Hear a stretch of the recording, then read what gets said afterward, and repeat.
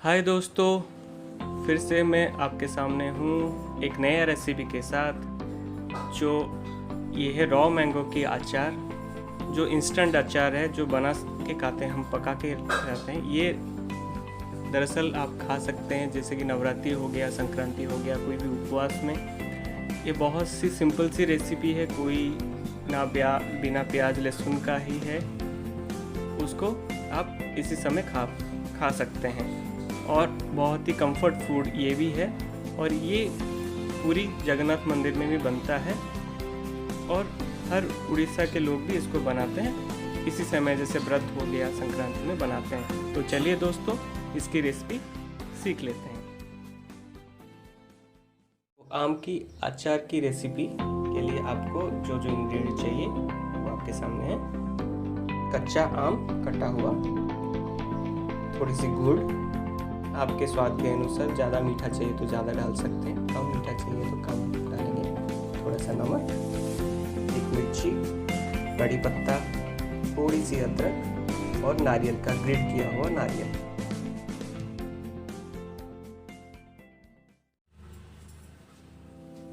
वो आम के अचार में डालने के लिए जो मसाले हम लोग खड़ा मसाला लेके रखे हैं, इसको हल्का सा फ्राई करेंगे तवे में। इसमें क्या क्या है, इसमें दालचीनी है, जैसे कि हमने लास्ट वीडियो में बताया था डालमा के लिए, वही मसाला ही डालना है, बस मिर्ची नहीं रहेगा।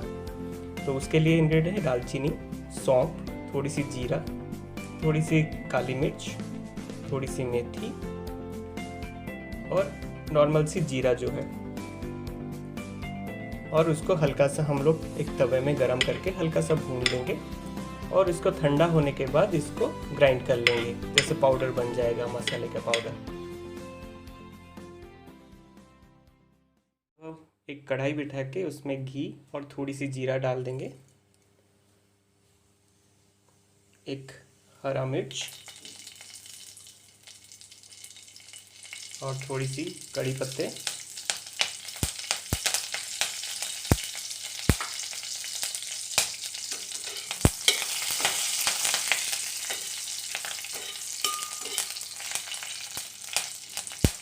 उसके बाद जो रॉ मैंगो हमने रखा था वो डाल देंगे।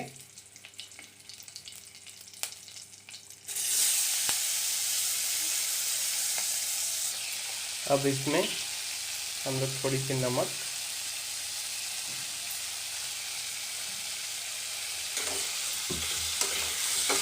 और गुड़ डाल देंगे।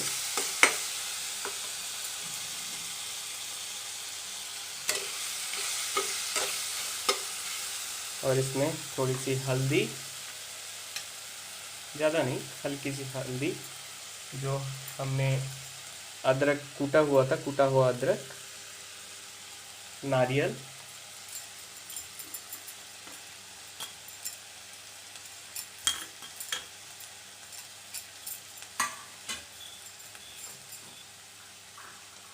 इसको अच्छे से मिला लेंगे।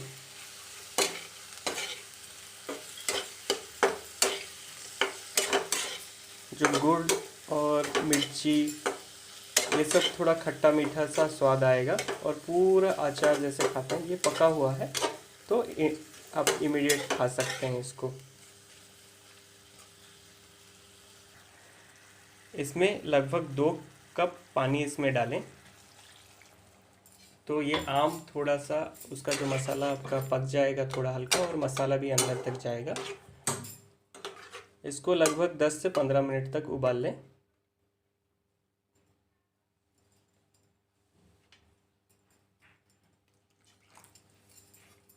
थोड़ा सा ढक लें इसको।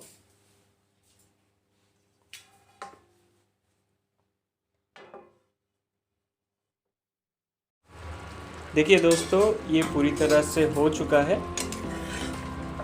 थोड़ा हल्का पानी रहेगा। अब इसमें जो हम मसाले बना के रखे हैं ग्राइंड करके, इसमें डालेंगे।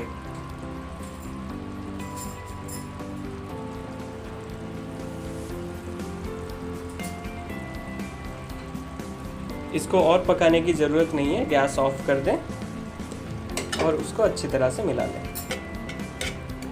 और ये आपका आम का अचार या उड़ीसा में इसको खट्टा बोलते हैं, ये अब तैयार है।